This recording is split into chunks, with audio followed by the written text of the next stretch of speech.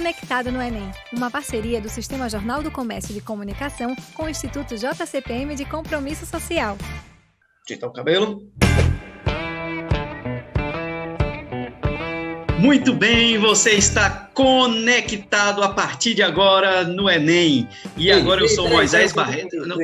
Como assim? Eu sou Moisés Barreto, você tá... Quem faz essa abertura sou eu. Por que você está começando o programa? Porque hoje eu sou apresentador e comentarista e você está aqui como professor. Agora todas as peças se encaixaram. Então fica aí, rapidinho, quietinho, que daqui a pouco você se apresenta, tá certo? Hoje não estou de bom humor, inseto. Porque nós temos aqui hoje, o nosso programa de hoje é sobre filosofia e sociologia, e nós temos aqui hoje a professora Thelma Tenille, com 2 N's e 2 L's, porque Thelma com 2 N's e 2 L's é da mesma linhagem de Moisés com Y. São nomes chiques, nomes que têm alguma flexão de um pra que isso, para poder ficar mais chique. Me vejo obrigado a concordar com palestrinha. Thelma Tenille, quem é você? Você é professora de filosofia. Fale aí um pouquinho sobre você. Olá, gente, é isso mesmo. Thelma Tenille, com 2 N's, 2 L's, que é para ficar mais chique. Sou professora de filosofia, formada em filosofia, e leciono. Estou na sala de aula desde o meu primeiro período da faculdade, que foi um desafio para mim, né? Porque quando eu fiz o ensino médio, e foi justamente na época que vocês fizeram também, não tinha filosofia, né? Então eu praticamente vim descobrir o que era filosofia já na faculdade. Uhum. E ao mesmo tempo que eu estava aprendendo, eu tinha que passar para os meus alunos, porque foi justamente quando a filosofia passou a ser obrigatória, né? No ensino médio. Mas que foi muito bom, porque à medida em que eu ia aprendendo, né, eu ia transmitindo. E o mais importante foi a minha paixão, né? Eu conseguia transmitir. Eu estava encantada com a filosofia, e esse encantamento, de uma certa forma, eu acabava encantando também, né? Por conta, eles tinham curiosidade para saber por que eu estava apaixonada pela filosofia. Então foi muito bom porque uma forma da gente aprender é justamente transmitindo, né? Passando.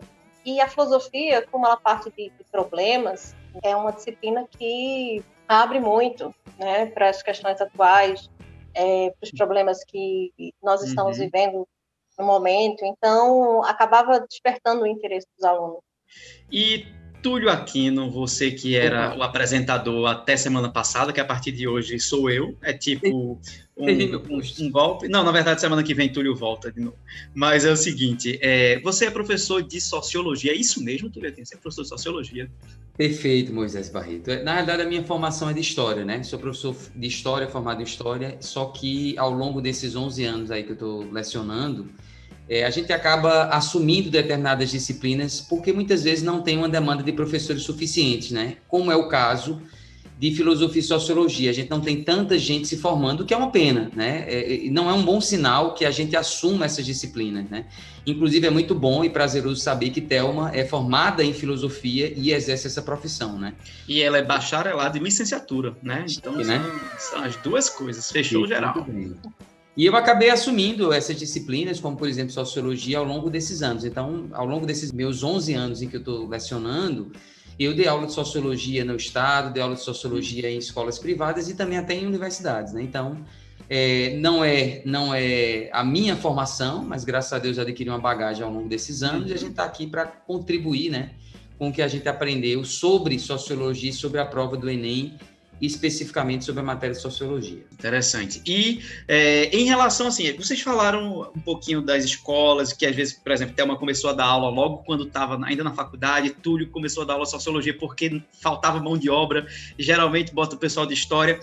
E isso tem um reflexo que filosofia e sociologia sempre foram vistos, né, como disciplinas um pouco no canto, escanteadas. Aí, o pessoal tira até onda nas salas de professor, diz que é submatéria, né? Diz, não, essa é submatéria. Os meninos dizem, não reprova. Sendo que, recentemente, e principalmente para o Enem, essas disciplinas ganharam uma força muito maior e aqueles que estão subestimando, cuidado, viu? Então, assim, quero saber de vocês, por que as pessoas não devem subestimar a filosofia e a sociologia e por que elas estão equivocadas em achar que é uma matéria menos importante que as outras? Thelma, primeiro você. Eu não acredito nem que tenha ganhado força, assim. Eu acredito que agora as pessoas estão realmente sabendo o que é a filosofia. Porque antes elas não sabiam o que era, né? Então partia mesmo do próprio conceito de filosofia que elas não tinham, né? Então, de um tempo para cá, não é que a filosofia ela passou a aparecer mais, ela sempre estava ali. Mas como eles não sabiam o que era de fato a filosofia, né? Eles não viam muita... Eu acho que era ignorância mesmo, né? A própria ignorância, inclusive, da própria etimologia, né? Da filosofia como sendo amor, né? Pela sabedoria, né? A filosofia como sendo uma forma de conhecimento que vai usar aquilo que o ser humano tem de mais essencial, que é a faculdade de pensar, né? Então, a filosofia é uma forma de conhecimento que vai usar a nossa capacidade de pensar para compreender a realidade. Então, não há mistério, né? Com todas as áreas do saber, elas surgem da filosofia. Porque no momento em que o homem se coloca diante de uma realidade para tentar explicar o que ela é, partindo de um questionamento, né? Partindo de um espanto, e tentando compreender essa realidade, usando a sua capacidade de pensar, né? É a partir daí que todas as disciplinas, todos os campos do saber nascem. Então, a filosofia é a mãe de todas as ciências. Então, aí você muda, né, do escanteado para a mãe de todas as ciências. Então, olha a importância do conhecimento da filosofia, né? Você sabe que a filosofia é importante quando você vê que ela é a mãe de todas as ciências, né? Maravilha. Túlio Aquino, para você, sociologia. Por que as pessoas não devem escantear a sociologia? Então, eu acho que sociologia, assim como a filosofia, são matérias reflexivas, né? Eu acho que há, infelizmente, uma valorização do conteúdo, de você simplesmente reter um conteúdo sem refletir sobre ele. Quando a gente pensa nisso, a gente vê, por exemplo, quando a gente, falando na prova do Enem especificamente, a dificuldade que o aluno tem de interpretar as questões. Por que ele tem tanta dificuldade? Porque ele justamente não está desenvolvendo, não se tem trabalhado da maneira correta essa reflexão. E assim como sociologia e filosofia, você tem outras matérias que também podem ser usadas de forma reflexiva. A própria história, assim, você pode fazer uma reflexão importante de alguns aspectos, em algum aspecto de geografia ou de filosofia, ou de biologia, por exemplo, né? Ou de química, né? Ou seja, a reflexão que você encontra essencialmente nessas duas matérias são extremamente importantes, por exemplo, para a prova do Enem. Quando eu estudo e desenvolvo a filosofia e a sociologia, eu estou, inclusive, enriquecendo a minha capacidade reflexiva na hora de fazer a prova do Enem e de interpretar outras matérias. Excelente, excelente. E já que a gente está falando agora da prova do Enem, vamos direto ao ponto em relação à prova do Enem, que é o seguinte: quais são as principais matérias, os principais assuntos que caem na prova do Enem de cada uma das matérias de vocês, de filosofia e sociologia? Se fosse para a gente dizer assim, de forma bem objetiva, os assuntos que mais caem em filosofia são esses e os que mais caem em sociologia são esses. Thelma Tenille, os assuntos que mais caem em filosofia. Bom, eu começaria com o próprio conceito de filosofia, né? Porque a filosofia é a única disciplina que vai questionar ela mesma. Então, a própria tentativa de compreender o que ela é, já é algo a ser pensado, né? Assim, é algo que o aluno deve já pensar, né? E, dentro da história da filosofia, quais foram os principais problemas, né, que se colocaram e a filosofia e os pensadores tentaram resolver? Então, parte desde da gênese da filosofia, quando ela nasce, sempre cai questões relacionadas aos primeiros filósofos, que eram os filósofos pré-socráticos, né, que buscavam tentar compreender a ordem do universo. Então, eles buscavam, na capacidade de pensar, e procurando um elemento natural para justificar essa ordem, né, que é o que a gente chama de cosmologia. Então, começaria com esses pré-socráticos, depois o período clássico, né, com os principais pensadores, Sócrates, Platão e Aristóteles, e as suas teorias, né, principalmente Platão e Aristóteles. E a questão da Idade Média também, que já é um outro período dentro da filosofia, que vai tentar usar essa razão proposta pelos gregos para compreender a realidade, mas tentando usar essa razão numa relação com a fé cristã, né? Então, esse período também da Idade Média é muito importante, tá? Filósofos como São Tomás de Aquino e Santo Agostinho, que vão cristianizar esses pensadores clássicos, são de muita importância também, eles merecem atenção, tá? Só que é aquela história, né? Se você não compreendeu os pensamentos, né, de Platão e Aristóteles, logicamente vai ser difícil compreender esses filósofos medievais, porque, de uma certa forma, eles fizeram uma releitura partindo de uma visão, de uma perspectiva cristã. Né? Então, é importante você ter entendido Platão e Aristóteles. Entendi. Quando a gente chega na modernidade, antes da modernidade, a gente dá uma atenção para o Renascimento, principalmente porque vai ter um filósofo que também tem muita relevância, porque ele vai vir com um novo conceito de política, diferentemente do conceito aristotélico, que unia política com ética, né? Maquiavel ele vai separar, ele vai dizer que na prática, né, a política ela não está relacionada à ética. Né? Então isso é algo muito importante também no pensamento de Maquiavel, porque ele traz uma nova perspectiva de política para a modernidade. Quando a gente entra na Idade Moderna, vem a questão do conhecimento, muito importante nesse período, porque vai haver aí uma tentativa de saber, né, o que a gente chama de epistemologia, né, é nesse momento que a ciência ela vai passar a existir como a gente conhece de fato. Então, e é aí que a ciência ela vai acabar se separando um pouco da filosofia, porque ela vai partir para o campo da experimentação, que não está dentro da filosofia, né? E pensadores como Descartes, né, com o seu racionalismo, com a questão do dualismo, da substância, né, que vai dizer da substância pensante, da substância extensa.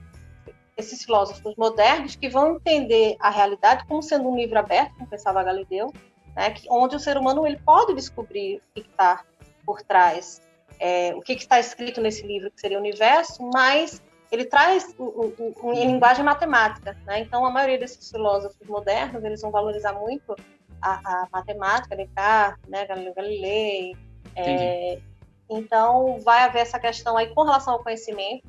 Se na relação do conhecimento, quem é mais importante? É o sujeito, aí a gente parte para uma perspectiva racionalista, ou a própria experiência sensível. Não tem, porque para os empiristas, né, só há conhecimento quando passa pela experiência. Então é o seguinte, a gente agora acabou de ver, Thelma falando aí um pouquinho sobre, acabando de ver quem está pelo YouTube, ou ouvir quem está pelo podcast, ou acompanhando pela Rádio Jornal, mas a gente acabou de ouvir Thelma falando sobre vários conteúdos que caem de filosofia, e com frequência, né, são conteúdos recorrentes, que vêm caindo todos os anos. E em sociologia, a gente também tem alguns conteúdos que caem de forma recorrente, não é isso, Túlio? Porém, você não vai falar agora, não. Você vai falar no próximo bloco. Então, a gente vai para um breve intervalo. Já já nós voltamos com o Conectado no Enem. Você está ouvindo o Conectado no Enem, uma parceria do Sistema Jornal do Comércio de Comunicação com o Instituto JCPM de Compromisso Social. Estamos de volta aqui com o Conectado no Enem. E aqui nós estamos recebendo, nesse exato momento, a professora Thelma Tenille, de Filosofia, o professor Túlio Aquino, que outrora foi apresentador desse mesmo programa, mas agora ele está como professor de Sociologia nesse mesmo programa. Então, um rapaz multifacetado, ou seja, com muitas facetas. Se você não sabe o que é facetas, dá um Google. Facetas são procedimentos odontológicos destinados a recobrir os dentes para melhorar sua estética e função. Nada a ver kkkkkk. É o seguinte, Túlio, eu tinha perguntado para a Thelma, né, no bloco anterior, o que é que mais caía de filosofia na prova do Enem.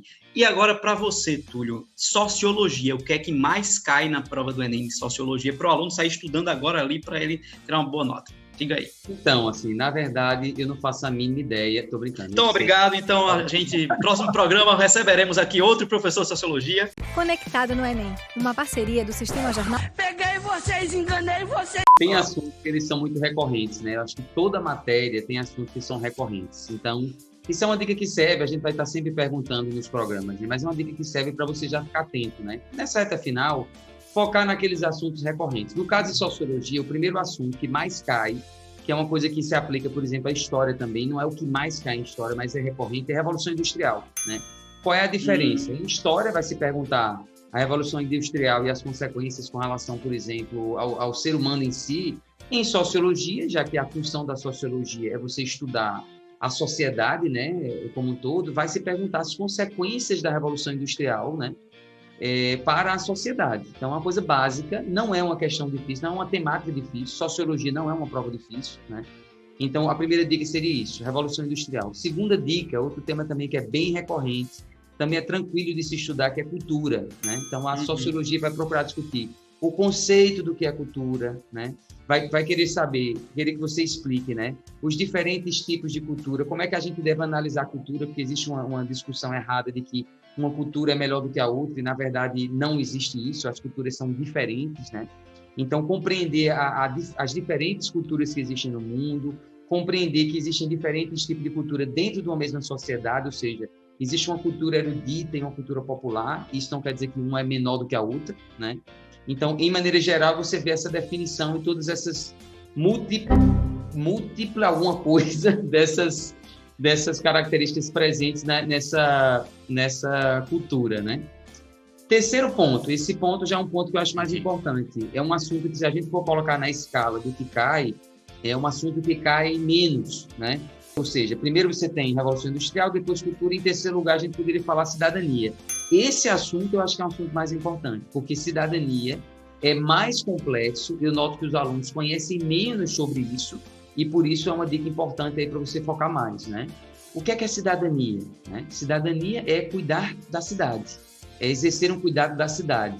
Cidadania está muito associada com política, fazendo gancho, por exemplo, com filosofia, né? Que é uma coisa que foi um conceito criado por Aristóteles. Então, o que é cidadania? Segunda coisa importante, né? Quais são os direitos que o cidadão tem e os deveres que o cidadão tem? Isso é outra coisa importantíssima. Então, por exemplo, você tem direitos civis, você tem direitos políticos, você tem direitos sociais. Você tem que saber quais são esses direitos, porque é uma coisa que está sendo sempre cobrada, é uma coisa recorrente. Muitas vezes eu noto que os alunos não sabem tanto quanto isso. Pronto, eu vou ficar com essas três inicialmente, okay. São 3 dicas importantes aí, são 3 assuntos que mais caem de sociologia na prova do Enem. Interessante, eu lembrei de uma coisa aqui que eu já falei isso aqui, eu vou ficar falando isso várias vezes para quem está chegando agora, né? Eu faço a prova do Enem todos os anos, há algum tempo, e filosofia e sociologia, até há pouco tempo atrás, a gente conseguia resolver as questões apenas quase que com interpretação de texto, né? Você ia lá, interpretava o texto e você conseguia responder. De uns 4 anos aproximadamente para cá, não é mais bem assim. Você tem que conhecer o pensamento do que aquele filósofo falava, então você tem que ter um conhecimento prévio para poder conseguir resolver a questão. Não basta apenas interpretar. E aí, alguns autores, né, alguns pensadores, vêm caindo na prova e eles são pouco conhecidos. E aí, de repente, a pessoa chega assim e diz, meu Deus, nunca ouvi falar nessa criatura aqui, como é que eu vou saber dele? E quem são essas pessoas? Começando, mais uma vez, por Thelma de Filosofia. Pensadores, Thelma, que são pouco conhecidos da maioria das pessoas, mas eles caem com certa frequência na prova do Enem. Certo. Pegando aí o gancho da sociologia, né, que Túlio falou, eu citaria Habermas, né? Habermas está sempre caindo a sua teoria da ação comunicativa, porque ela está associada à questão da sociedade, né?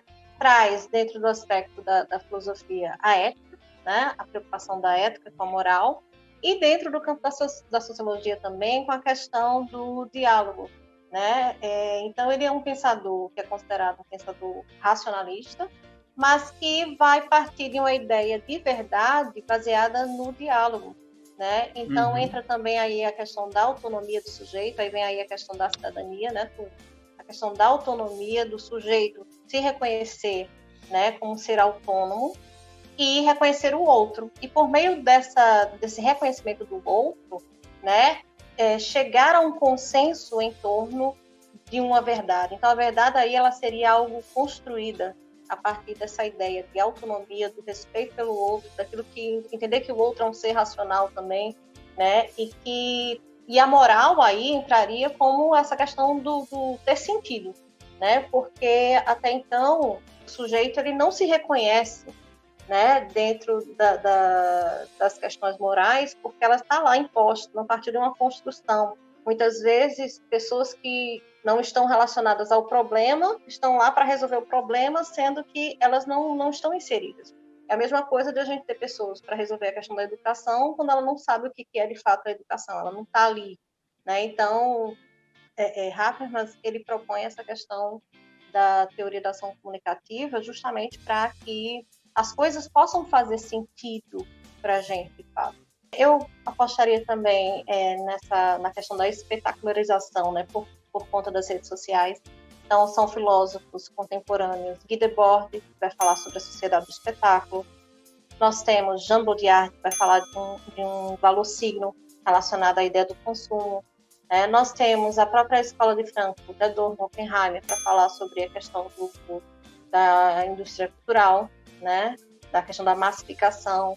Então, são filósofos contemporâneos, né? Assim, e que acabam dialogando aí com sociologia, né, Túlio? Túlio, já que dialoga com sociologia e a gente está puxando mais gancho do que o próprio Capitão Gancho, puxa o gancho e diga aí, o que é que cai de sociologia, que geralmente o povo não dá tanta importância, mas está lá na prova? Bom, você mudou a pergunta, né? Eu pensei que você ia perguntar dos autores, mas eu vou começar... Não, autores também. Não, eu falo os dois, não tem problema não. O que eu estou querendo brincar, dizendo, eu me programei para responder isso e vou ter que reprogramar de novo, né? Thelma, você caiu, mas você está bem, né, Thelma? Tá bem. Eu caí, mas eu tô bem. Vamos lá. Ainda bem que foi o celular, já imaginou se fosse ela mesmo? Então vamos lá. Voltando, Túlio. Responda a pergunta. Está nos ouvindo na rádio, você não vai ver. Viu. Mas você pode ir no YouTube da Rádio Jornal e nos assistir. É uma caindo, viu, gente? Exatamente. Pois é. O que eu ia falar, Moisés, inicialmente sobre essa questão de autores, é que, assim, no caso de sociologia em si, não tem necessariamente autores que são tão desconhecidos assim, como, por exemplo, o citado por Habermas, né? Por Thelma, que é Habermas. Habermas está aqui citando as pessoas a nosso... Ele está vivo, graças a Deus ele está vivo. Ele é alemão, Alemão? Alemão. Então, assim como o Habermas citado por Thelma, né? Você não tem necessariamente um autor. Sociologia, obviamente, ela tem autores que vão ser citados. Eu acho que talvez Marx seja o autor mais citado na prova do Enem, não só de sociologia, como também de história, por exemplo. O cerne não é necessariamente o pensamento dele, mas é uma reflexão sobre o mecanismo, né? Sobre aquilo que você está tentando interpretar. Então, a minha dica, ao invés de necessariamente você tentar lembrar de autores, no caso de sociologia, é você se concentrar e entender que, geralmente, o que a prova de sociologia faz é uma crítica a uma determinada coisa. Então, por exemplo, quando a sociologia for falar da Revolução Industrial, geralmente ele vai analisar a Revolução Industrial criticando algum aspecto da Revolução Industrial, né? Quando vai falar, por exemplo, que eu não citei, de globalização, que é um assunto que cai em sociologia, que cai em filosofia, acho que cai em geografia também. Também, geografia. Em história, a globalização vai ser vista de uma maneira crítica. Então, esse aspecto é um aspecto importante. Agora, respondendo sua pergunta sobre assuntos que, de repente, os alunos não estudam, que costumam cair. Existe um assunto que a gente vê chamado de estratificação social, né? Estratificação social é uma coisa que costuma cair no Enem. De tomate, né? Um pouquinho com tomate que você coloca o molho. É o mesmo, né? A essência, no caso, né? Então, no caso era o extrato mesmo, mas tudo bem. O que é a estratificação social? É a divisão social, né? Então, o Enem trata, em sociologia, muito da desigualdade social, é um assunto que costuma cair, e dentro disso ele vai falar dessa questão das estruturas, né? Da mobilidade social que existe com relação a isso. Então, por exemplo, talvez seja um dos temas que as pessoas tenham mais dificuldade em interpretar. Aí fica essa dica aí, né? Lembrar de estudar estratificação social. Eu acho que os outros temas, eles não são tão incomuns assim, né? Os outros temas, eles são temas que você sabe que vai cair, são temas mais fáceis, então estratificação social seria o ponto principal aí. Eu queria dar uma dica, que é o seguinte: muita gente, às vezes, quer colocar a sua opinião na resposta da prova. E a gente tem que ter certeza de que a opinião, quem está dando, é o filósofo, o pensador, o sociólogo, ou seja lá quem foi que foi escolhido, quando a prova vem assim: para fulano de tal, a globalização é... Para fulano, a análise da vida moderna, não sei o que, Não é o que eu acho, eu acho que a globalização não é isso, mas para fulano, globalização é isso. Então, você tem que lembrar isso. A prova não é para Moisés, para Thelma, é para fulano de tal que foi escolhido por ali. A resposta vai ser baseada no que a pessoa pensa, né? Exatamente. Exatamente. E, inclusive, na sala de aula, a gente tem esse cuidado, né? De frisar que não é o seu pensamento ali, né? Mas é o pensamento daquele autor. Então, a gente está se aproximando do final do nosso programa, já está chegando ao fim, mas eu vou dar 1 minuto para cada um, no máximo 1 minuto, dar uma dica de algo que é importantíssimo. Ó, se for uma dica de ouro, a dica de ouro para estudar filosofia. Qual é a dica de ouro para estudar filosofia, Thelma? Olha, a dica de ouro para estudar filosofia é a questão do pensamento crítico mesmo, né? É entender que a questão que está sendo colocada ali é para que o aluno perceba, né, consiga dialogar de uma certa forma com o momento que nós estamos vivendo e com algo que alguém disse dentro da história da filosofia.